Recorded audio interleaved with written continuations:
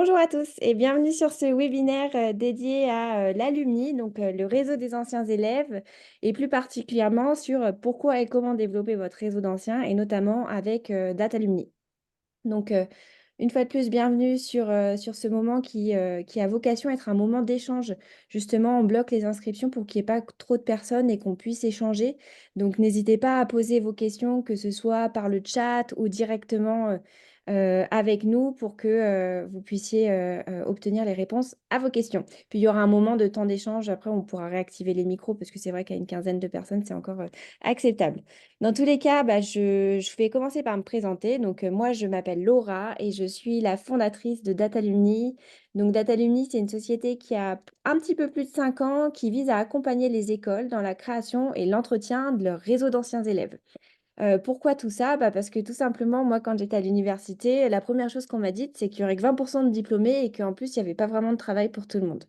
Donc ça, moi, je venais de la fac de droit et du coup, j'avais passé mes études à aller chercher mes anciens pour qu'ils viennent nous raconter ce qu'on appelait à l'époque la vérité.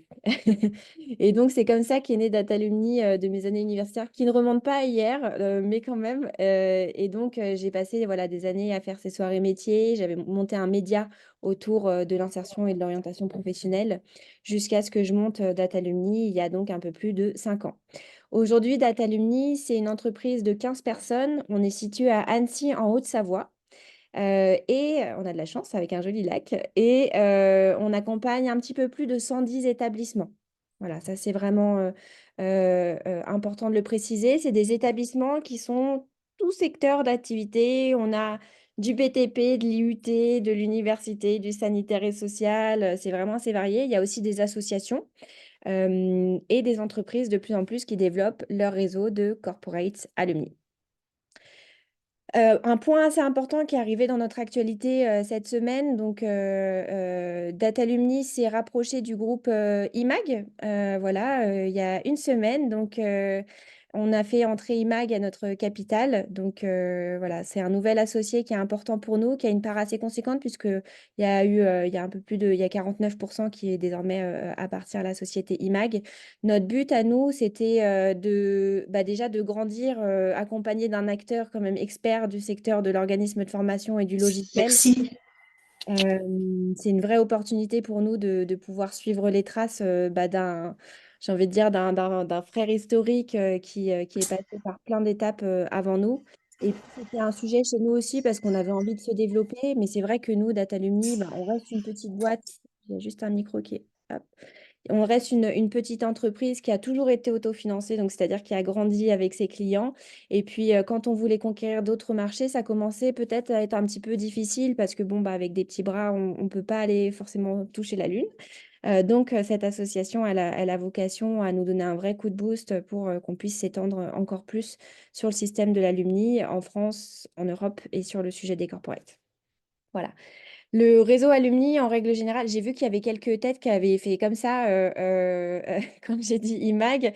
Est-ce qu'il y en a déjà parmi l'assemblée qui sont des clients IMAG? N'hésitez pas aussi à me le dire. En gros, on reste deux structures séparées, c'est-à-dire que il y a la direction de Data Alumni qui vient gérer toutes les questions stratégiques, mais il y a également la possibilité de s'appuyer sur eux. Et puis, on a des API qui connectent nos outils. Donc, le but, c'est qu'on aille vers une plus grande intégration au fil des mois qui vont passer pour justement continuer de servir nos clients. Et du point de vue IMAG, l'intérêt, c'est d'offrir une nouvelle offre, en fait, une nouvelle brique à leurs établissements. Ils ont déjà plein de briques, mais il n'y avait pas encore tout à fait l'alumni. Donc voilà, nous, on vient se pluguer là-dessus avec notamment les imports automatiques. Plus généralement, sur l'alumni, pourquoi développer son réseau d'anciens? Tout simplement puisqu'il y a un emploi sur trois qui se trouve via le réseau. Donc, on aime bien dire encore faut-il en avoir un. Et du coup, comment est-ce que je fais en sorte que mes élèves trouvent un emploi grâce au réseau qui va être généré par mon établissement? La bonne nouvelle, c'est qu'il y a environ un alumni sur deux en plus qui veut rester en contact avec son ancienne école. Donc, nous, notre rôle, ça va être de vous aider à trouver qui sont ces alumni et quels sont surtout leurs leviers de motivation, puisque c'est pas le même pour tout le monde. Il y en a pour qui l'alumni, ça va être une opportunité de recruter ou de se faire recruter. Il y en a pour qui l'alumni, ça va plutôt être l'envie de transmettre ou de partager, ou alors l'envie de mettre en valeur son parcours, son entreprise, son métier qui peut parfois souffrir d'attractivité. Donc, on va définir ce levier de motivation pour vous aider à récupérer votre ancien pour le réimpliquer dans l'établissement. Généralement, quand on travaille avec un client, ça va tourner autour de ses intérêts. Juste, est-ce que vous voyez bien mon écran ou est-ce que vous voyez le bandeau en bas? Il y a le bandeau? Non? Ah, c'est-à-dire que tu vois les personnes en bas? Ouais. Alors, attendez, hop, je me permets parce que je sais pas pourquoi ça m'a mis dans un. Bon, pourtant, je suis bien en. De quoi? Ah, ça a l'air mieux, non? Ça a l'air un petit peu mieux. Ok. Donc, quand on va travailler avec un établissement, ça va être généralement pour répondre à ses intérêts stratégiques suivants. À savoir que l'alumni, c'est ce qui va permettre de faciliter l'insertion professionnelle. Donc, faire en sorte que mes anciens recrutent directement via le réseau, ça peut permettre de contribuer à multiplier le nombre de contrats d'apprentissage ou même de CDI pour vos jeunes diplômés. Ça va permettre de favoriser la cohésion et le sentiment d'appartenance. Donc là, on est plus dans une dynamique de marque, hein, qui dit grande école, dit grand réseau, évidemment. Donc le réseau va directement contribuer à ça. Et le sentiment d'appartenance, il va notamment être créé grâce au ciment intergénérationnel en fait, qu'on va essayer de créer avec l'alumni. Parce que quand j'arrive à dépasser mon simple cadre, je veux dire, de ma promotion, de mon année de diplomation, de mon diplôme, c'est là que le sentiment d'appartenance vient vraiment pénétrer la communauté. Le réseau d'anciens, ça permet également de renforcer l'attractivité de la formation, et bien, pour plusieurs raisons. Déjà, ça va vous permettre de mettre en valeur les parcours de vos diplômés. Donc, il y a un sujet très important sur le fait de rassurer sur l'après. Vous le savez, aujourd'hui, on choisit une formation pour son contenu en partie, mais surtout pour les perspectives professionnelles. Donc, c'est important de pouvoir fournir cette vision de l'après à tous vos étudiants et vos futurs étudiants pour leur montrer que votre formation est intéressante à leurs yeux. Et surtout, ça va rassurer votre deuxième client, qui est le parent, qui lui aussi, en fait, sa principale motivation, c'est de savoir ce qui se passe après. Et attractivité, puisque le réseau entraîne directement des retombées et une renommée sur un diplôme spécifique. Le réseau d'anciens, c'est aussi ce qui permet de trouver des intervenants qualifiés. Donc, vous n'êtes pas sans le savoir, il y a beaucoup d'anciens, enfin, il y a pas mal d'anciens qui reviennent enseigner dans les établissements. Ça aussi, suite au changement dans l'éducation, hein. Avant, il y avait des professeurs titulaires qui restaient sur plusieurs matières et plusieurs années. Aujourd'hui, on a tendance à faire appel à des professionnels, ce qui a permis une grande professionnalisation des cours, plus de modularité pour les établissements, mais c'est aussi des cibles qu'on a tendance à plus devoir renouveler. Et quand on est à chaque fois renouvellement d'intervenants chaque année, eh bien, le meilleur vivier, ça reste vos anciens. Grâce à un outil comme le nôtre, vous allez savoir ce qu'ils sont devenus et pouvoir aller piocher dans les profils. En plus, vous savez lesquels ont la fibre de l'enseignement parce qu'on leur a demandé pour vous permettre éventuellement de remplir vos classes. Point 5, moi j'aime bien l'appeler le caillou dans la chaussure. Évidemment, le réseau d'anciens, c'est aussi obligatoire puisque vous devez réaliser le suivi statistique de vos diplômés. Donc là, on est sur quelque chose d'assez réglementaire. En fonction de si vous avez des titres RNCP ou des titres. Je suis désolée, j'ai un petit truc qui ping. Je vais m'assurer de l'éteindre. Hop, nickel. Donc voilà. Hop. Euh, Super. Donc, vous devez suivre l'insertion. Si vous êtes CTI, CGE, RNCP, Calliope, bon, on ne manque pas de certification en France, j'ai l'impression.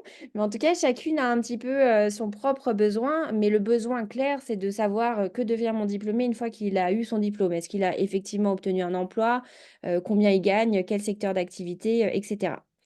J'aimerais bien juste enlever ce truc, mais je ne peux pas. Je suis coincée. Donc, nous, sur la plateforme, et c'est pas pour rien qu'on s'appelle Datalumni, c'est parce que toute la plateforme, elle a été prévue autour de cette gestion de la donnée. À savoir, on s'est toujours dit, ce serait quand même dommage de faire remplir des profils à des jeunes et des moins jeunes et que ça ne serve pas les services qualité. Donc, en fait, toute la data, elle est analysée d'un point de vue insertion professionnelle et ça, je vais vous montrer également comment on fait. Ça permet donc le point 6, ça va être l'alumni qui va permettre de faciliter la récolte de la taxe d'apprentissage. Donc, ce serait notamment tout simplement. Faire savoir à vos anciens que vous êtes des bénéficiaires potentiels de cette taxe d'apprentissage, peut-être à utiliser Soltea pour vous la diriger et donc réceptionner des taxes. Point 7, là, on est plutôt sur un deuxième niveau de réseau d'anciens. Ça va être celui de mettre en place une démarche de mécénat. De plus en plus d'établissements, surtout dans le public, on aime bien créer des fondations pour récolter des fonds. Et en fait, les principaux mécènes de ces fondations, ce sont vos anciens. Donc, ça peut être aussi un objectif à moyen et long terme pour votre cible. Et enfin, le dernier objectif, développer la base prospect pour la formation continue. Ça va beaucoup parler aux universités et aux CCI. Il y a un vrai enjeu de financement hein, des formations en France. Et la formation professionnelle est une opportunité qui est à saisir encore pour pas mal d'établissements. Et en fait, vos étudiants, c'est aussi vos futurs clients premiers, j'ai envie de dire, de la formation continue. Encore faut-il qu'ils sachent que vous avez des formations qui correspondent à leur métier, à leur carrière, à leur évolution et pourquoi pas à leurs équipes. Donc, ça va aussi avoir tout cet intérêt de gérer l'alumni. Voilà, je ne sais pas si vous avez d'autres intérêts qui vous popent un petit peu ou si vous avez envie de discuter d'un autre point ou si ces intérêts correspondent à ce pourquoi vous êtes devant nous aujourd'hui. Mais en tout cas, vous avez tout ça. Sur ces intérêts stratégiques, nous, pour répondre à tout ça, on a 3 activités principales. Notre cœur de métier, c'est qu'on est éditeur de logiciels. Donc, je vais vous montrer la plateforme juste après. Donc, on va voir ça directement après.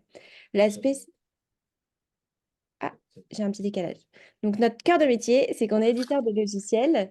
Notre spécificité, c'est qu'on a une agence de communication, tout simplement parce qu'on s'est rendu compte que si nos clients, jusqu'ici, ils n'avaient pas de réseau d'anciens, c'est pas qu'ils n'avaient pas envie, c'est que dans les établissements, souvent, tout le monde a un petit peu trois, quatre casquettes. Et que quand on parle de l'alumni, on a du mal à faire passer le dossier en haut de la pile. C'est pour ça que je vous parlais de ça un petit peu en début de webinaire. Donc, nous, on accompagne nos clients qui le souhaitent, hein, c'est facultatif, dans des packs de communication. On va faire des newsletters, on va faire des portraits, on va faire de la gestion de réseaux sociaux. Tout simplement parce que l'alumni, c'est du community management au sens propre du terme. C'est vraiment de l'animation de communauté et que l'outil, ça reste un outil au service de la rencontre et du réel avec vos anciens. Donc, comment les faire revenir dans la classe, etc. Et enfin, une dernière activité qu'on ne va pas aborder aujourd'hui, mais c'est important pour nous que vous sachiez qu'elle existe. Donc, comme je vous le disais, sur la plateforme, on fait plein d'enquêtes. On sait ce qu'ils deviennent à 6 mois, à 12 mois, à 24 mois, et puis on sait s'ils sont contents de leur formation. Ça, c'est paramétré avec chaque établissement. Et donc, on récolte des stats, mais vous le savez, France Compétences demande 70% de retour minimum pour considérer que l'étude, elle est fiable. Bon, bah 70% de retour, il y a pas vraiment, de secret. Il faut décrocher son téléphone. Donc, pour faire ça, à la base, on est tombé un petit peu là-dedans en rendant service à deux trois clients qui avaient besoin de remonter leur taux de réponse. Donc, on a passé des appels et au final, ce service, s'est transformé en véritable activité puisque, sur 2024, on va appeler, l'équivalent de 40 000 jeunes diplômés. Donc on a monté un centre d'appel, toujours à Annecy, où en fait on appelle des milliers de jeunes pour savoir s'ils ont bien trouvé un emploi, si l'emploi il correspond, à la fiche compétence, qui est attendue. Donc ça va un petit peu plus loin que du QCM, hein. Il faut qu'on par exemple, si on dit chef de projet, il faut qu'on sache quelles sont les compétences associées à un métier pour s'assurer que ça va avec le titre. Et donc, on fait ce type d'enquête pour les clients, service un petit peu à part, mais en tout cas, vous savez que vous pouvez compter sur nous si vous avez ce besoin-là également. Donc, la plateforme, à quoi elle ressemble? C'est une plateforme en marque blanche. Donc, je vais vous montrer ça tout de suite. Hop. Déjà, est-ce que vous avez peut-être des questions sur Datalumni ou quoi? Je vois qu'il y a Léo qui est dans le chat. Il s'occupe formidablement bien de ce community management. Donc, n'hésitez pas à lui poser des questions. Et de toute façon, après, il y aura un temps des questions-réponses. Alors, je vais directement sur la plateforme pour vous montrer tout ça. Et repartage. Voilà. Donc, la plateforme, elle ressemble à ça. C'est une plateforme en marque blanche. Ça veut dire que ici, c'est votre URL, donc votre adresse, c'est votre logo, c'est vos couleurs. Mais globalement, ça va ressembler quand même à ça. C'est-à-dire que vous avez une page d'accueil avec ici un petit mot. Donc ça, c'est l'équipe Datalumni, par exemple. Et puis ça va être les dernières actualités à la une qui vont se publier régulièrement. Là, on a un wall pour identifier les derniers utilisateurs. Les dernières personnes qui ont rejoint le réseau, ça c'est les messages entre eux, pardon. Ici, on a une map pour localiser les membres partout en France ou dans le monde. Donc, si je clique sur voir la carte, je vais avoir les profils qui vont s'afficher. Je vais pouvoir voir les profils associés à un lieu, par exemple. Ensuite, on a un système de mentorat. Donc, il y a des binômes qui s'affichent ici, mais je vais vous en parler juste après. Des chiffres clés et des opportunités professionnelles. Concrètement, comment ça marche? Quand on travaille avec un établissement, on va récupérer une liste. Et donc là, soit on récupère une liste par fichier Excel, CSV, soit on récupère une liste via notre API. Donc ça peut être Ipareo, ça peut être Oscar CRM, et on pourra rediscuter aussi d'autres outils si besoin. En tout cas, les API sont disponibles. Donc on aspire tout ça.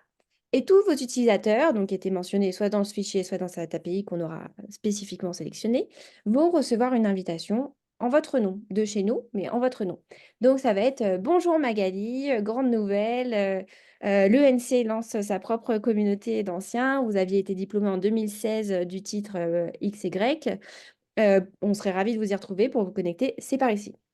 Là, la personne, elle va pouvoir cliquer sur le lien et arriver directement sur l'outil avec son nom au bon endroit, le bon diplôme de rattachement, etc. Ça, c'est la version rêvée d'un éditeur de logiciel. Mais dans la vraie vie, parfois, ça ne se passe pas comme ça. Parfois, j'ai des étudiants ou des alumni qui vont faire Adscoria Réseau Alumni, voilà, et qui vont qui vont tomber sur la plateforme par ici, voire sur le site de l'école, puisqu'il y aura aussi généralement une entrée sur le site de l'école qui aura été mise. Il doit y avoir un petit lien quelque part, par là. Donc, ils peuvent arriver par ici ou arriver directement par Google. Là, ce qui se passe, c'est que quand ils arrivent par un lien externe, c'est-à-dire différent du lien qu'ils ont reçu par email, le lien reçu par email, c'est ce qu'on appelle un token. Donc, il est un peu, il y a une clé d'identité dedans. Mais quand il arrive sur un lien externe, il va arriver sur cette page d'accueil, il va dire, oh, mais super, en plus, il y a un emploi de cadre de santé. J'aimerais beaucoup faire ça. Là, je vais cliquer et évidemment, on me dit, attention, minute papillon, il faut se connecter ou s'inscrire pour accéder à ce contenu qui est privé, puisqu'en effet, votre plateforme va avoir une page d'accueil qui est certes publique, mais les contenus qui y sont associés sont généralement privés puisque réservés à votre réseau. Donc, vous avez également des gens qui vont vous faire des demandes d'inscription. Et là, vous voyez, je peux dire que je suis un membre de la communauté ou alors que je suis un recruteur et que je souhaite recruter sur le réseau de cet établissement. Quand ils s'inscrivent par ici, ce qui se passe, c'est que l'inscription, elle vient matcher le fichier préalablement chargé dans Datalumni et on va vérifier qu'on reconnaît la personne. Donc, ça vient faire de l'appel de cellules, hein, prénom, nom, email ou année de diplomation, etc. Si tout est reconnu, la personne, elle rentre. S'il y a un élément qui diffère, parce que quand on laisse l'opportunité aux gens de remplir eux-mêmes leurs années de diplomation et leur diplôme, il y a des sources d'erreurs potentielles. Donc, si c'est le cas, vous allez recevoir une validation et on va vous dire, bah, l'oralisée, elle essaie de s'inscrire en licence éco-gestion. Et moi, je suis administrateur et je dirais à l'oralisée, oui, je la connais. Par contre, elle n'est pas diplômée de 2011. Son diplôme, c'était 2012. Donc, je vais modifier et après, je décide de l'approuver. Donc, voilà un petit peu ce qui sera fait. Une fois que la personne elle arrive sur l'outil, donc il faut bien comprendre que chaque établissement va avoir un certain nombre de paramètres. Donc, vous allez avoir des images propres à votre établissement, ça c'est tous les textes de page d'accueil qu'on peut modifier. Vous allez aussi pouvoir définir vos fonctionnalités. Nous, à Datalumni, on a un outil qui est tout inclus. C'est-à-dire que vous n'allez pas payer plus cher si vous voulez faire un programme de mentorat ou que vous voulez utiliser le Career Center. Non, non, chez nous, c'est tout inclus. Ça, c'est assez important puisque je dirais que 98% de nos clients, c'est des clients qui, pour la première fois, se lancent dans l'alumni. Donc, savoir les besoins que vous aurez, c'est pas très facile à déceler. Donc, on préfère tout vous donner. Et si toutefois, vous n'avez pas envie du mentorat parce que vous vous dites, bah, je suis pas mature sur cette année pour faire du mentorat, j'ai juste à faire switch off. Et derrière, ça va m'enlever le mentorat de la page d'accueil. Donc, c'est vraiment très ludique. Et à contrario, si vous voulez rajouter des pages, puisque vous avez un événement spécifique à communiquer, vous voulez créer peut-être un shop pour vendre des t-shirts. Voilà, nous, on ne fait pas shop, mais par contre, il y a plein d'outils qui font des shops partout sur Internet. Donc, vous pouvez très bien rediriger un onglet via, je fais ajouter une fonctionnalité et je l'appelle boutique. Et là, je peux mettre Shopify, je sais pas. Et donc, ça va me créer, on va mettre datalumi.com, comme ça, je suis sûre. Voilà, au bon endroit. Donc, j'arrive ici et là, derrière, bon, bah, ça va me créer ma nouvelle fonctionnalité qui arrive ici et qui redirige sur le lien que j'ai donné. Mais je peux aussi créer une page en custom directement sur l'outil. Donc, j'ai le réseau qui capte pas très bien. Ça va arriver. Ça arrive. Pardon. On est nombreux aujourd'hui au bureau, ça se ressent. Donc, vous avez cette partie fonctionnalité qui est à votre disposition et que vous pouvez éditer. Là, je me permets de la supprimer. Comme ça, on peut l'enlever. Et sur chaque outil, chaque plateforme, vous avez également des rôles et des permissions. C'est-à-dire que vous allez avoir des catégories d'utilisateurs que vous allez inviter à rejoindre ce réseau. Classiquement, on a des administrateurs, des étudiants, des anciens, des enseignants, des équipes écoles, des recruteurs. Puis là, vous voyez, il y a une catégorie un petit peu ici, futurs élèves. Mais en fait, si je veux que ça soit parents d'élèves, je peux très bien la renommer. Toutes les catégories sont renommables et vont dépendre de vous, quelle est votre cible. C'est pareil, parfois c'est étudiant, mais souvent c'est apprenant, ou alors c'est bénéficiaire ou volontaire. Chacun a un petit peu ses termes qui sont propres. Et vu que l'outil n'est pas utilisé que par des établissements au sens classique du terme, ça permet de vraiment moduler les catégories d'utilisateurs. Ce qu'il faut juste retenir, c'est que derrière chaque catégorie euh, d'utilisateurs, je vais avoir des droits et des permissions. Je vais avoir, par exemple, je vais dire, le recruteur, il peut déposer une offre d'emploi, mais il n'a pas forcément accès à mon annuaire. Voilà un petit peu le genre de permission qu'on va faire. Nous, on a vraiment l'habitude là-dessus, on a une grande expertise, donc on vous confie des permissions qui sont classiques et qui généralement correspondent à tous vos besoins. Et ensuite, on vient les affiner à l'usage parce qu'il y a quand même 150 permissions. Donc, on ne repasse pas pour chaque catégorie, je vous rassure, derrière tout ça. Point important, peut-être que avant d'arriver ici, vous aviez le réseau d'anciens élèves avec anciens élèves en tête uniquement et pas forcément des étudiants. Alors nous, évidemment, chaque établissement fait comme il le souhaite. C'est-à-dire que si vous voulez pas d'étudiants, il n'y a rien de plus simple que de faire ça. On les enlève et ils disparaissent. C'est comme les fonctionnalités. Mais c'est vrai que nous, on recommande beaucoup de faire venir les étudiants sur ce type d'outil pour plusieurs raisons. Déjà, parce que ils vont directement bénéficier du job board, donc du Career Center, où ils vont avoir des offres d'emploi, de stages, d'alternance peut-être à leur destination. Ils vont pouvoir être mentorés par des anciens, donc bénéficier d'un partage de compétences, d'expériences avec un diplômé d'une année antérieure. Mais c'est aussi une façon de les impliquer dans la vie de l'après. Généralement, on leur donne des petites missions, je vous en parlerai après, mais ils peuvent organiser des événements, voilà, gérer une association, parce que malheureusement ou heureusement, j'ai plutôt envie de dire heureusement, qui reçoit a plus tendance à donner. Donc, si j'ai été accompagnée pendant mes études par un diplômé d'il y a quelques années, bah, une fois que je serai diplômée, quand on me sollicitera pour une interview, une masterclass ou tout simplement accompagner un jeune en difficulté, bah, j'aurais plus tendance à dire oui. Donc, moi, c'est vraiment mon conseil, c'est d'élargir un petit peu cette vision de l'alumni. Et il y a aussi un point financier hein, sur le sujet étudiant-alumni. Donc, on va dire que les grandes heures des associations alumni sont un petit peu derrière nous. Très peu d'associations alumni aujourd'hui arrivent à vivre des cotisations. Il y a vraiment une crise de la cotisation, tout simplement parce que la nouvelle génération de l'internet tout gratuit bah, a du mal à valoriser l'inscription à un outil ou ce type de choses. Il faut vraiment et a généralement du mal à cotiser à des associations. Donc, il y a un sujet autour de ça, ce qui fait que la plupart des grandes écoles, je ne vais pas vous parler de ponts, Polytech, etc., qui sont vraiment des exceptions très, très spécifiques au niveau de l'ancien. Mais toutes les grandes écoles, même HEC et SEC, elles sont repassées sur des cotisations prélevées sur un frais étudiant. Voilà.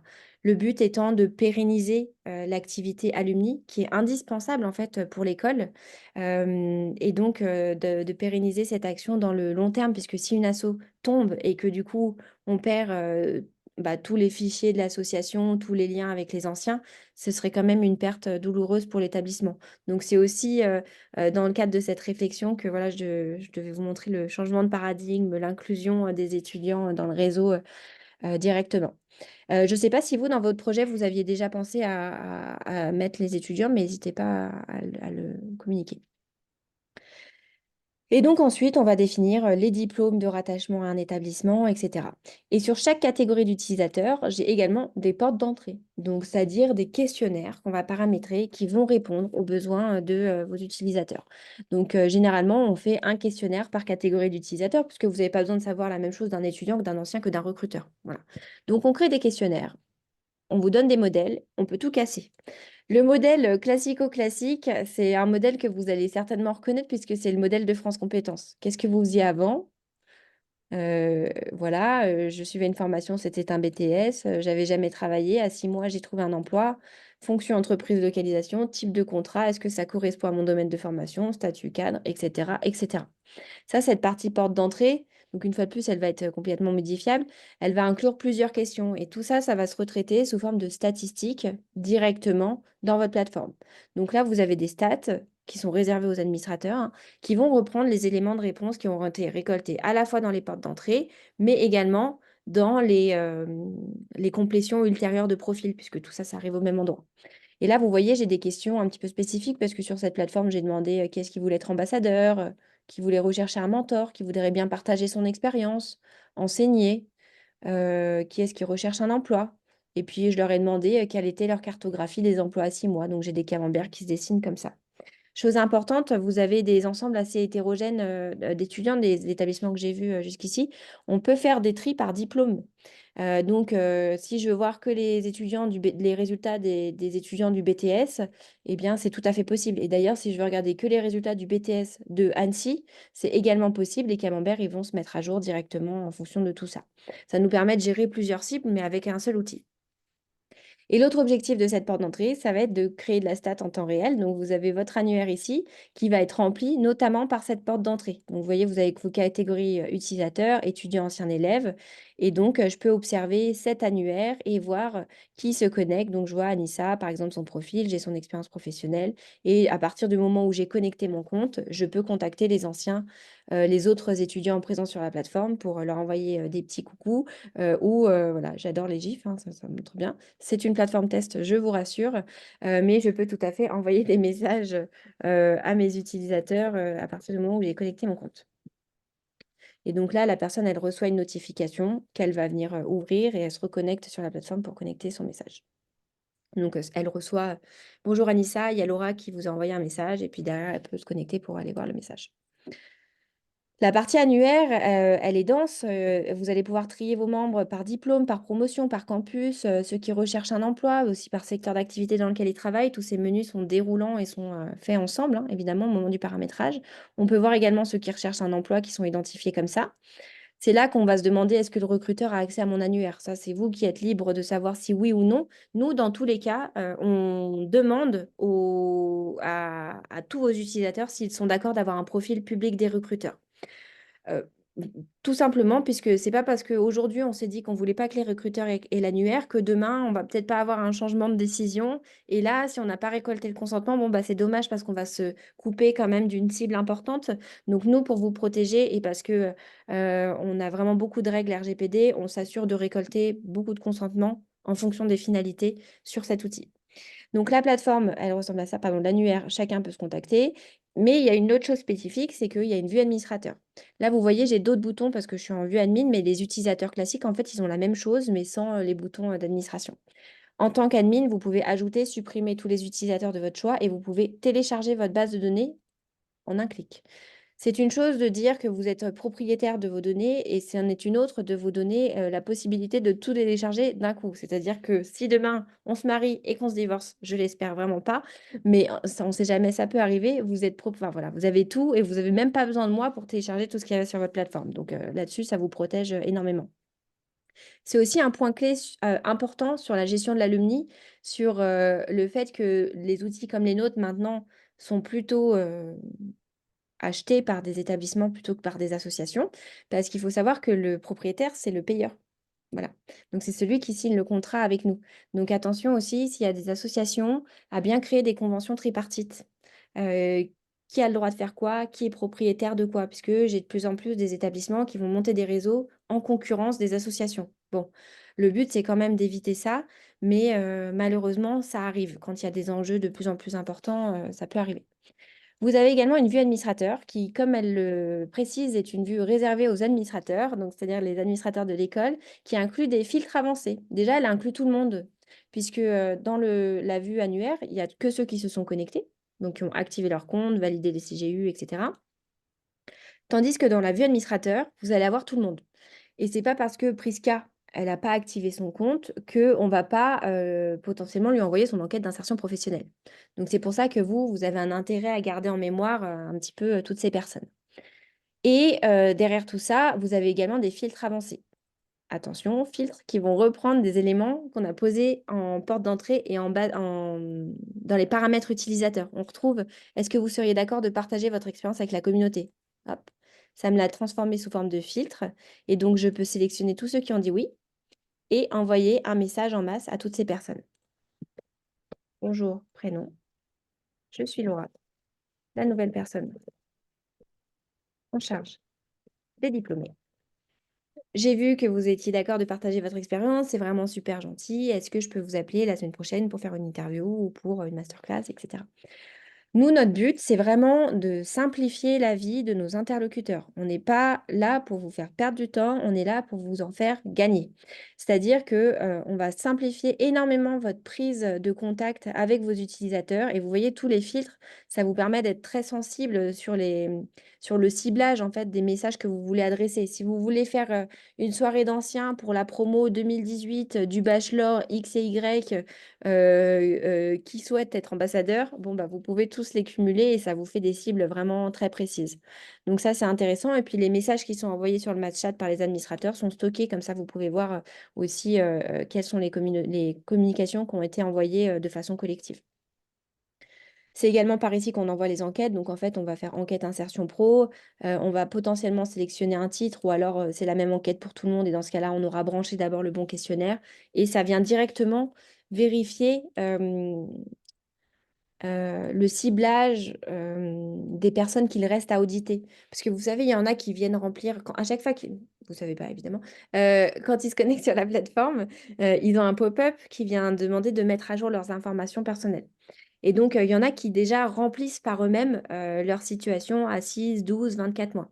Donc là, l'outil, en fait, il vient regarder ceux qu'on déjà remplis et il les exclut évidemment des relances des enquêtes insertion professionnelle. Donc, ça nous donne un petit peu le taux de remplissage moyen par rapport à la cible que j'ai mis. Donc là, j'ai mis une cible au hasard, hein. Et derrière, ça vous montre ce qui reste à faire. Et c'est là-dessus que ça peut être intéressant. Voilà, quand vous avez besoin de nous, eh bien, vous nous appelez. S'il y a 300 personnes à appeler, nous, on peut vous faire ça sous 2 semaines. Voilà sur la partie annuaire. Est-ce que vous avez déjà des questions? Je ne sais pas s'il y a des questions sur le chat. Pas pour le moment. N'hésitez pas en tout cas à en mettre. Je file comme ça, on aura un petit quart d'heure après directement pour communiquer tous ensemble. Ensuite, vous avez un système de mentorat sur l'outil. Le mentorat, c'est tout simplement le fait qu'on propose aux anciens de parrainer des étudiants en cours de cursus, parce que c'est un vrai levier de motivation quand on audite nos cibles. Donc, à Datalumni, il y a à peu près 400 000 utilisateurs hein, sur nos plateformes. C'est toujours étonnant quand on voit ça comme ça, mais ça fait beaucoup de monde. Et quand on audite le pourquoi un réseau d'anciens, etc., généralement, c'est chercher un emploi, être recruté ou recruter moi-même, je veux dire.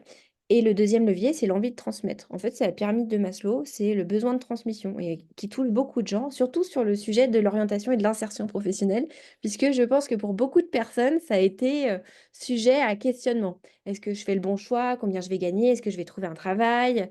Est-ce que je vais être coincée dans le même boulot toute ma vie? Enfin, bon, bref, des questions comme ça. Et donc, cette empathie, elle fait qu'il y a environ 25 à 30% des anciens qui se portent volontaires pour parrainer des étudiants en cours de cursus ou des jeunes diplômés. On leur demande est-ce que vous avez 1 heure par mois pendant 6 mois à accorder à un étudiant ou un jeune diplômé. Là, il peut nous dire oui ou non. Et en fonction de ce qu'il répond, bah, il va figurer dans cet annuaire spécifique. Là, je vois Juanita, je me dis génial, Juanita, elle est business développeur. En plus, elle peut m'aider dans la réalisation de mon mémoire. Je vais la solliciter. Là, derrière, ça envoie un petit message. On dit bonjour Juanita, j'espère que vous allez bien. Quand vous étiez inscrit, vous aviez émis le souhait de mentorer quelqu'un et ça tombe bien puisque Laura a besoin de vous. Est-ce que vous êtes toujours disponible, oui ou non? Et en fonction de ce qu'elle me répond, on va être mis en relation directement via le chat. Tous les utilisateurs, ils ont accès à des paramètres. Ils peuvent dire oui, je souhaite être mentoré et ou devenir mentor. Après tout, je peux être les deux, hein. Quand je suis un ancien, je peux aussi être mentoré par plus ancien, mais mentorer un plus jeune. Et là, j'ai l'historique des personnes qui m'ont sollicité éventuellement. Vous, en tant qu'établissement, vous récupérez l'historique de qui a sollicité qui à quel moment, qui est accepté, refusé, en attente, pas répondu. Et est-ce qu'ils sont contents? Parce que c'est pareil, tous les 1 mois, 3 mois et 6 mois, on envoie des enquêtes de satisfaction et on reçoit des 5 sur 5. Annabelle est très investie, c'est un plaisir d'échanger avec elle. Et des 1 sur 5, Jonathan n'est pas venu. Voilà. Des choses réelles, en fait, d'une relation entre deux personnes. Donc, vous, ça vous permet de suivre tout ça tout simplement en téléchargeant exporter les diplômes, les binômes, pardon. Le mentorat, ça marche super bien. Mon vrai conseil, on pourra refaire un point là-dessus, c'est qu'il faut quand même tenir la main aux étudiants pour qu'ils se sentent autorisés à vraiment le faire. Puisque bah, forcément, quand j'ai 19 ans ou 20 ans, contacter, je vais faire une caricature, mais un vieux que je connais pas, c'est pas très très naturel. Par contre, on le voit sur les statistiques de satisfaction, il y a personne qui le regrette. Donc, il faut aider un petit peu la démarche, il faut aller le présenter en classe, il faut les aider à choisir leur mentor. Et pourquoi pas organiser la première rencontre qu'on appelle Meet My Mentor, où vous allez fournir un cadre commun et sécurisé, où chacun va rencontrer son mentor des mois qui viennent. Voilà. Ensuite, il y a un blog somme toute très simple sur lequel je peux ajouter des articles et des événements. Donc, j'ajoute un article, je peux restreindre la visibilité d'un article ou d'un événement à une catégorie spécifique. Par exemple, je peux dire que l'article sur la thèse en droit privé, peut-être que mes étudiants de biologie n'ont pas besoin de l'avoir, voilà, par exemple. Ou alors, si je veux organiser une soirée d'anciens pour les BUT TC, bah, j'ai pas besoin de le mettre en visibilité au BUT GEA. Voilà, un petit peu ce genre de choses qui seront faits en fonction de de la typologie de votre établissement. On vous accompagnera là-dessus. Et donc, un article ressemble à ça. Il est partageable sur les réseaux sociaux et donc vous pouvez directement le diffuser. C'est un blog qui est collaboratif, c'est-à-dire que vous pouvez très bien proposer à vos étudiants, à vos anciens ou à n'importe qui de publier des articles, puisque de toute façon, tout est validé avant publication. Et là, c'est super intéressant. Si on reprend l'exemple du mentorat, la première mission du binôme mentor-mentee, ça pourrait être que le mentoré fasse une interview de son mentor. Ça permet de briser la glace. Et puis bah, vous, ça vous permet de récupérer, soyons fous, un IUT des centaines d'articles, une école un peu plus petite, déjà des dizaines, et c'est beaucoup en fait. C'est l'occasion peut-être d'enseigner des petits fondamentaux sur qu'est-ce que c'est que le référencement, comment rédiger un joli article, parce qu'on est surtout là sur des gens qui sont en études supérieures, donc ils sont capables de faire ça. Et de les impliquer toujours dans l'école. En fait, voilà, vous faites partie d'un établissement et vous allez contribuer à sa renommée, donc grâce à cette activité. Et après, les articles, vous pouvez les publier évidemment sur la plateforme, mais peut-être en mettre aussi une partie sur votre blog à vous. Et enfin, le job board, la partie emploi-stage qui est juste ici. Donc, tout le monde peut déposer des opportunités professionnelles, ainsi que vos recruteurs externes. C'est comme sur tous les job boards, hein, on remplit des stages, etc. Une description ou une pièce jointe ou un lien de candidature. On a le même système de restriction de visibilité. Si par exemple, c'est une offre de technicien de laboratoire, je ne vais pas le mettre à la fac de droit. Voilà, on a compris un petit peu le sujet. Généralement, les recruteurs ils vont pas très loin dans cette démarche de bien spécifier le diplôme parce que déjà, ils connaissent pas très bien vos diplômes. Donc, ils vont poster une offre. Mais par contre, vu que vous validez tout ce qui est avant la publication, il y en a qui le font hein, parce qu'ils connaissent bien votre formation, mais vous allez avoir des notifications pour valider les articles. Donc là, j'en ai une, voilà, voir l'article. Et en fonction de ce que je lis, je vais pouvoir décider de le valider, de le refuser. Et il se passe exactement pareil pour les offres d'emploi. Donc, vous allez avoir une notification, allez voir l'offre qui a été déposée par Alia, et en fonction de ce que vous y voyez, vous allez la modifier, l'approuver ou la refuser. Chose importante, vos utilisateurs, ils reçoivent une notification hebdomadaire des dernières offres qui correspondent à leur profil. Donc, ils ont un petit mail qui, toutes les semaines, s'il y a des offres, hein, s'il n'y en a pas, le mail, il n'est pas envoyé, qui vient leur rappeler que vous, en tant qu'établissement, vous êtes des accompagnateurs de carrière et des aides au recrutement. Donc, voilà, ça vous permet d'ancrer un petit peu tout ça.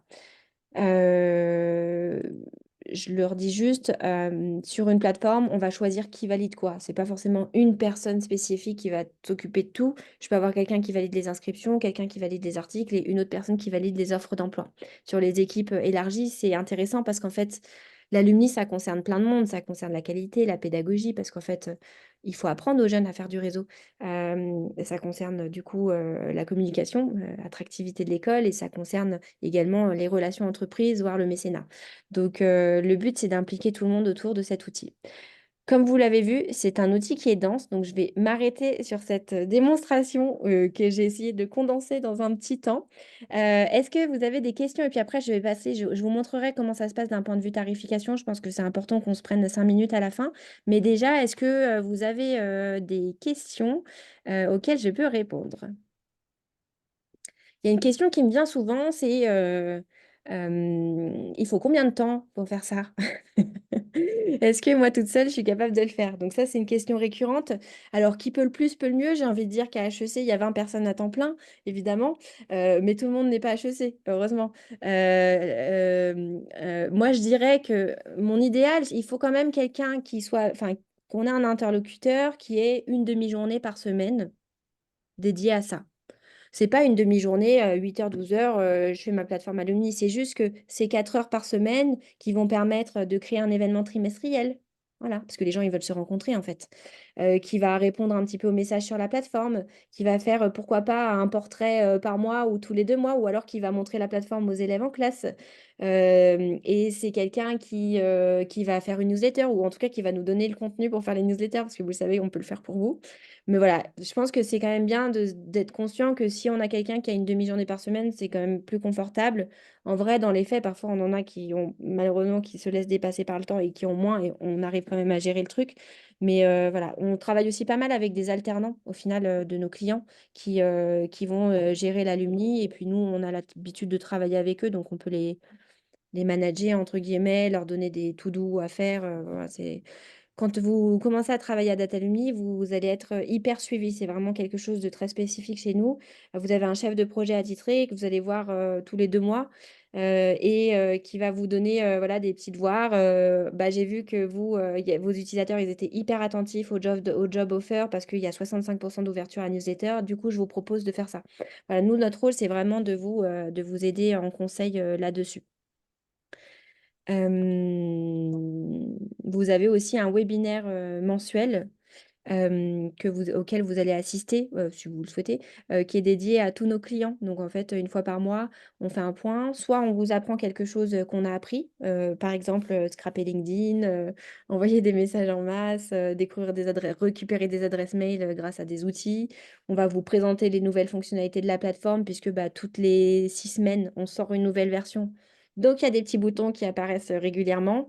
On vous sollicite aussi sur quels sont vos besoins pour évoluer. On a grandi avec nos clients jusqu'ici et on continue de faire comme ça. Voilà, donc en gros, on appelle ça un product backlog avec toutes les choses qu'on doit faire. Vous y avez accès et vous pouvez défendre votre cause pour un nouvel outil sur la plateforme Datalumni. Ouais, Combien de temps pour le premier paramétrage avant le lancement? et ben c'est hyper rapide. 1 mois. Généralement, 1 mois entre une signature de devis et un lancement effectif, c'est faisable. Voilà. Nous, le sujet, c'est plutôt, nous, pour le paramétrage pur, on a besoin de 2 semaines. C'est plus, vous, comment est-ce que vous allez, quels sont le staff des équipes pour nous fournir les éléments de paramétrage qui sont pas, honnêtement, les éléments de paramétrage, ils sont pas insurmontables. Il va nous falloir quelques images, donc la fameuse image portail de connexion, l'image à la une, votre logo, l'image de l'application web, parce que c'est pas tout à fait le logo, ça doit être carré. Voilà, c'est des petites choses comme ça. Les points de vigilance sur les paramétrages, c'est bien revoir les questionnaires d'entrée pour vous assurer qu'ils correspondent à la data que vous voulez connecter. Et vos listes. Voilà, les listes utilisateurs, bah, il y en a, ils ont des beaux fichiers Ipareo tout beaux avec les formations bien remplies, etc. Et il y en a qui ont des étagères derrière eux avec 30 ans d'anciens qui n'ont pas été saisis informatiquement. Donc voilà, ça dépend vraiment du client qui est en face de nous, mais globalement, c'est assez rapide. Pour la liste, il nous faut nom, prénom, email, le cursus qu'a suivi la personne, son année de diplomation. Pourquoi? Excusez-moi, vous pouvez redire? Juste nom, prénom et l'année de diplomation? Pardon, nom, prénom, cursus de rattachement, année de diplomation et puis l'email. Ouais, mais l'email, lequel? L'email, au niveau de la RGPD, justement, comment ça se passe? Parce que normalement, on a des emails universitaires et on n'utilise absolument pas les emails personnels. Alors, en Yann gros, Guénard, pardon, IUT. ah oui, j'étais en train de me dire, Non, parce qu'on avait des problèmes de connexion tout à l'heure, donc du coup, on a un PC pour deux. Voilà, très bien. effectivement. Non, bah, au Voilà. niveau du RGPD, comment ça se passe? Vous avez le droit, alors déjà, ça dépend l'interprétation qui est faite du RGPD, puisqu'il n'y a pas de ligne spécifique sur contacter mes anciens élèves, ça aurait été trop beau. Le RGPD dit, je n'ai pas le droit de contacter commercialement quelqu'un pour lui vendre un produit qu'il n'a pas sollicité. Voilà, c'est ça le cœur du RGPD, c'est ça. Vous n'êtes pas dans une démarche à proprement commerciale. Vous êtes dans une démarche qui est semi-réglementaire, puisque vous, on vous oblige à suivre l'insertion professionnelle de vos diplômés. Et en plus, on vous oblige à, si on prend Calliope, fournir un environnement professionnel favorable à l'intégration de mon diplômé, mon apprenant. Donc, vous êtes dans le plein dans l'exercice de vos missions. Donc, vous avez le droit de contacter vos anciens, parce que nous, en fait, on est sous-traitant. On est un outil. C'est-à-dire que on a le même droit qu'un envoi d'email, enfin, que Gmail ou que Outlook. C'est-à-dire que Outlook n'utilise pas vos données. Nous, c'est pareil, on n'utilise pas vos données. C'est vous qui utilisez vos données via notre outil. Donc, vous avez le droit de contacter vos anciens pour leur proposer d'intégrer ce réseau à partir du moment où vous ne les forcez pas à y souscrire et qu'ils peuvent se désengager de toute communication, c'est feu vert. Voilà. C'est assez simple, hein, mais c'est vrai qu'il y a dans les universités, parfois on a une interprétation qui est très stricte, pas de consentement, pas d'envoi de message. Ça, c'est chaque école qui est libre, hein, c'est de l'interprétation. En fait, le RGPD, c'est que de l'interprétation, hein. Moi, ma question, elle est la suivante, c'est que nous, par exemple, au niveau universitaire, ils ont une adresse mail universitaire, donc qui, quelque part, qui est celle-là même pour tout le monde, à quelque chose près, et qui, certainement, en tant qu'ancien, ils n'utilisent plus depuis longtemps. Ouais. Eh ben, en fonction des écoles, parfois on ajoute quand même les adresses mail personnelles, si elles sont fournies. Le mieux, c'est qu'à l'inscription, j'ai mon étudiant et il y a la coche, je suis d'accord d'être inscrit automatiquement au réseau d'anciens. Ça, c'est pour les futures rentrées. Oui, pour les futures entrées, mais et par rapport justement au délai, il n'y avait pas un délai de carence de 5 ans par rapport à la RGPD? Il y a 5 ans d'archivage, tout à fait. Donc on peut Il me remonter semblait. jusqu'à 5 ans. Mm. Et au-delà de 5 ans, comment ça se passe pour les autorisations? Si on veut des bases de 10 ans, par exemple, si on veut remonter au-delà de 5 ans, Alors par ça, il rapport faut aux voir adresses email. avec votre propre DPO, parce que chaque école a sa propre politique vis-à-vis de ça. Mais ce qu'on fait, par exemple, à l'université de Perpignan, c'est que on n'a pas pu remonter sur l'intégralité des bases, donc on a mis un bot sur LinkedIn. Donc on a créé un profil où je me suis branchée, je crois que c'était le VP à l'initiative de l'alumni, on a branché notre petit robot sur son profil. Ça a ajouté toutes les personnes qui ont dit avoir fait l'UPVD.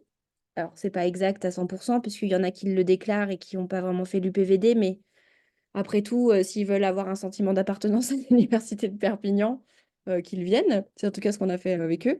Et donc, le profil de ce directeur est venu inviter personnellement tous ceux dans LinkedIn. Il y avait 40 000 diplômés, hein, donc ça fait 2 ans qu'on est sur l'affaire. Mais ça nous a permis de récupérer pas mal de personnes en fait qui ont pu se réinscrire avec quelque chose de complètement légal, à savoir j'ajoute quelqu'un et une fois qu'il m'a ajouté, je peux donc communiquer avec lui et lui dire bah t'as vu, il y a une plateforme d'anciens, ça serait bien que tu nous y rejoignes. Et derrière, il re-rentre dans les filets, consentement. Et donc là, on a le consentement parce que quand ils arrivent sur la plateforme, on a le consentement écrit, daté. Il y a un étudiant qui a fait plusieurs formations. Bon, la plupart, c'est une licence, je ne sais pas, un but, un master. Il a refait une reconversion professionnelle après sur une VAE. Il est reparti sur un autre diplôme. Ça se passe comment après? Il peut s'inscrire dans toutes les formations sur Data Alumni si l'université ou l'établissement supérieur est en partenariat avec vous. Exactement, en fait, c'est même assez fréquent qu'on ait des étudiants alumni, les alumni de BUT qui sont étudiants de master. Puisqu'en plus, nous, c'est le diplôme qui vient rattacher l'élément clé de la base de données, c'est le diplôme. Donc, l'étudiant peut être relié à plusieurs diplômes et du coup, il va apparaître dans plusieurs annuaires. D'accord. Donc, par rapport, nous, à l'insertion professionnelle, bon, ça c'est intéressant, mais par rapport, par exemple, à la recherche de stage ou recherche d'alternance, nos fichiers sont bien verrouillés par formation, mais si l'étudiant est inscrit dans d'autres fichiers d'anciens, il aura connaissance, si vous voulez, nous aussi, de nos partenariats formation et pourra les exploiter éventuellement avec son réseau d'anciens dans d'autres formations. On ne peut pas verrouiller ça, ce que je veux dire. Non, non, non. C'est vraiment... vous voulez dire les offres qui sont mises sur le réseau qui seraient partagées à d'autres formations? Bah, oui, par exemple, vous avez un étudiant, bon, je ne sais pas, il a fait un UT, par exemple, une licence professionnelle. OK, je prends le cas des RH, par exemple, je suis là-dessus. Nous, on a des partenaires fidèles. Donc, on se met sur Data Alumni, on envoie nos offres, etc. Sauf que cette personne qui est dans notre fichier, peut-être des anciens, va peut-être être dans un réseau de master en école privée, et ainsi de suite, et pourra alimenter aussi les anciens, ça va de soi. Bah, Donc, ça, malheureusement, perdre c'est un peu la main sur. impossible. Mais si je peux Perdre vous la main. rassurer, je ne pense pas qu'ils attendent Datalumni pour faire ça. Non, non, mais des fois, on a eu des surprises hein, comme ça, On a le cas parfois, on a un déperdition de établissement, par fichiers exemple, entreprises. Hum. qui ne veut pas mettre ses bachelors parce qu'ils ont peur qu'ils récupèrent les offres d'alternance pour aller en master et qu'ils partent dans une autre école. Bon, on est un peu sur le même sujet. En fait, une fois de plus, je pense pas qu'ils attendent. Il faut se concentrer sur comment est-ce que mon élève il aime tellement mon école qu'il n'a pas envie d'en partir. Parce que c'est sûr qu'ils n'attendent pas la plateforme Datalumni pour chercher une autre offre si c'est ça le sujet. Mais nous, on s'adapte. Je serais pas aussi catégorique que vous sur ce point, en Ok. fonction de certains étudiants. Voilà, c'est tout mon bémol. Voilà. Et Sinon, actuellement, la donc, vous suite. travaillez avec combien d'établissements supérieurs? Parce qu'on est arrivé un petit peu voilà, en décalé par rapport à votre présentation. Donc, actuellement, vous êtes en partenariat avec combien d'établissements?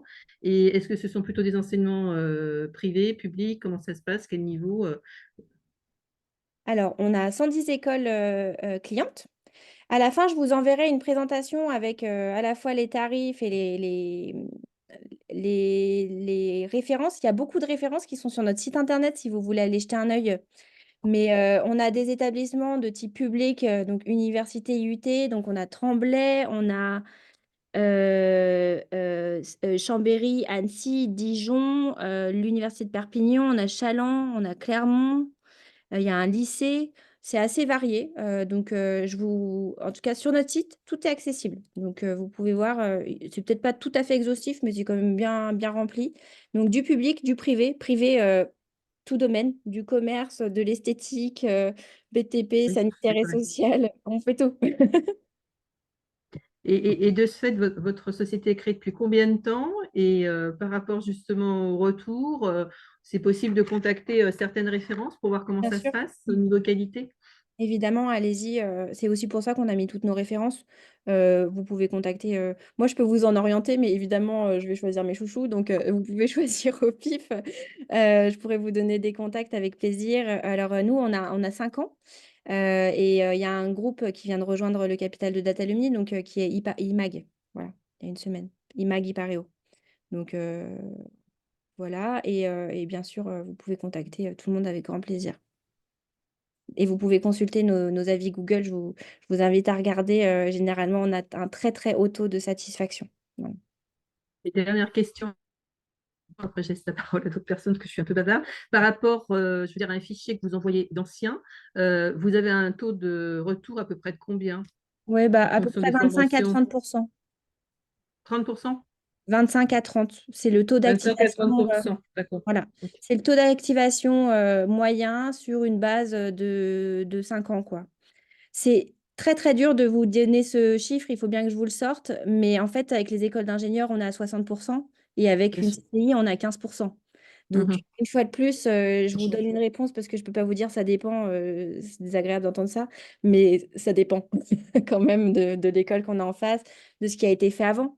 Est-ce que c'est des gens Mhm. qui contactent et qui n'avaient jamais été contactés en 5 ans? Bon, bah là, évidemment, c'est pas la même démarche aussi que quelqu'un que j'ai vu tous les mois. Voilà. Ok, bah, merci pour vos réponses en tout cas. Merci en tout Je cas. laisse la Est-ce qu'il parole y a d'autres aux questions? autres personnes présentes. Ouais. Une autre question, la CTI accepte-t-elle les résultats d'enquête d'insertion professionnelle via la plateforme Datalumni? Généralement, elles sont retraitées via soit il y a un lien de la CTI qui est envoyé directement sur l'outil, soit elles sont retraitées derrière. Donc, on a des établissements qui s'en servent pour appuyer les retours CTI. Mm.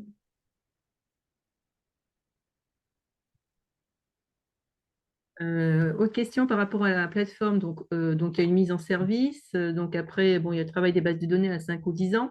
Est-ce qu'il y a des modules formation de prévus par rapport aux utilisateurs dans les établissements? Et si oui, à quel niveau? Ouais. Alors, au moment du paramétrage, donc inclus dans votre paramétrage, il y a 2 formations, donc des administrateurs, hein, globalement, généralement. Donc ça peut être administrateur, mais vous pouvez faire venir des enseignants, voilà, vous pouvez faire venir qui vous voulez. Et ensuite, on a des formations à destination des étudiants auxquels vous pouvez souscrire. Donc, c'est des packs de formation. C'est 200 € la formation. Et puis, nous, on intervient soit en visio, soit en amphi, en fonction de plein de... Si vous êtes loin, de la date, tout ça. Et généralement, par rapport à une gestion de base, donc vous parliez d'une personne sur une demi-journée environ chaque semaine, mais ça, j'imagine que c'est suivant aussi la taille des établissements. Est-ce que, enfin, comment vous, voilà, vous pouvez calculer ce temps de gestion de base en fonction des établissements, de la taille est-ce qu'il faut être une personne, 2 personnes? Est-ce qu'il faut compter les fréquences J'ai pas ce degré d'affinage là par rapport à ça au niveau d'un IUT. Si on parle d'un IUT, université ou même d'une université, parce que ça peut être aussi quelque chose qui peut être piloté un peu plus haut au niveau de l'université, au au niveau niveau d'un d'une service commun université, universitaire il faut une d'orientation et personne, d'insertion pro. il faut une personne au chapeau, minimum. Une personne au chapeau qui vient coordonner un petit bout de temps de travail de chargé de communication de chaque composante. Voilà, ça c'est idéal. Euh, Pas bien de- Après, s'il y a carrément un responsable alumni par composante, nous on prend, hein. C'est encore mieux, mais je sais que c'est pas du tout d'actualité. Mais je pense que c'est important d'avoir une personne au chapeau qui va avoir ce rôle de bâton de pèlerin pour remettre l'alumni régulièrement au centre des préoccupations des différentes composantes qui n'ont pas le même niveau d'acculturation aussi vis-à-vis de l'alumni. Donc, elle va avoir ce rôle de porteur. Et après, bah, dans chaque composant, c'est bien que quand même quelqu'un ait un bout de casquette alumni, qui soit conscient que ça fait partie des missions de l'université clés au final. Comme c'est arrivé avec les Career Centers, hein.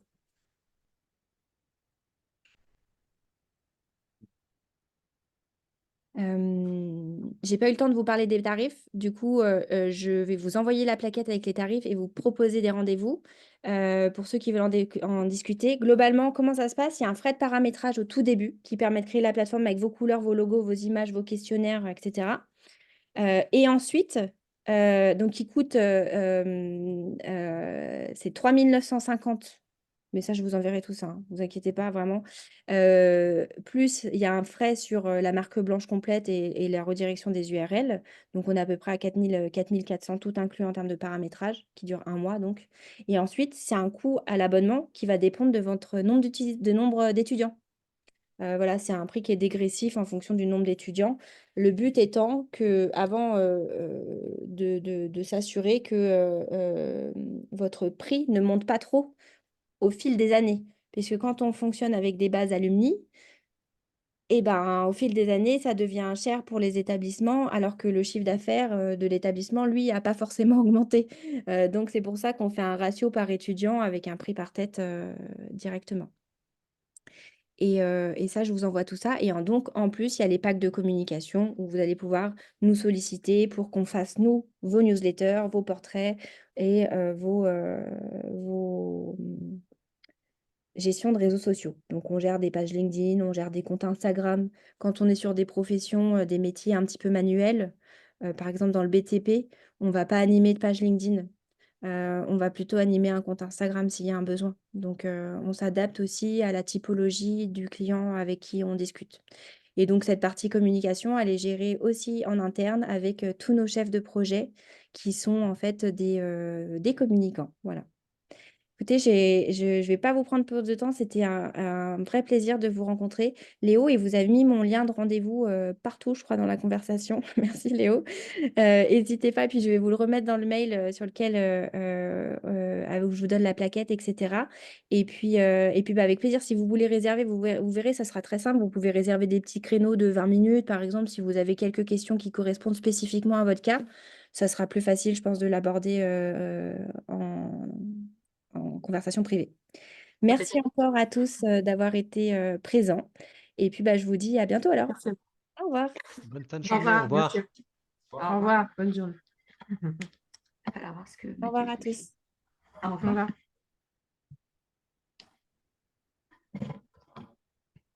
Je vais en contact avec lui. Pas aujourd'hui, hein, parce qu'il a assez de choses à faire. Super.